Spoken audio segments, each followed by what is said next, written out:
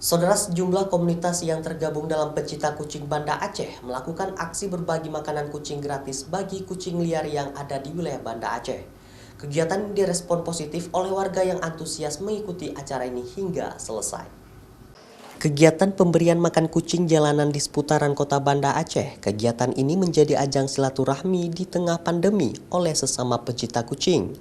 Komunitas pecinta kucing ini menyasar sejumlah lokasi seperti Penayung, Kuta Alam, serta sejumlah lokasi lainnya yang banyak terdapat kucing liar. Selain pecinta kucing, street feeding ini juga diikuti oleh komunitas motor yang tertarik dengan kegiatan memberikan makan kepada kucing liar.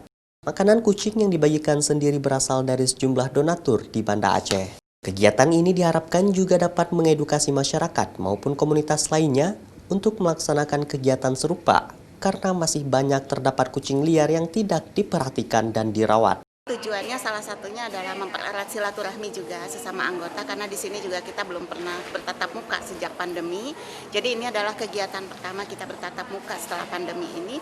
Sekaligus kita akan memberikan makanan-makanan kepada kucing-kucing yang ada di jalanan. Komunitas pecinta kucing Banda Aceh sendiri saat ini telah merawat sedikitnya 60 kucing liar, di mana kebanyakan dari mereka merupakan kucing yang sangat kekurangan gizinya, serta ada juga yang terdapat kucing liar yang cedera seperti patah yang dirawat oleh komunitas ini.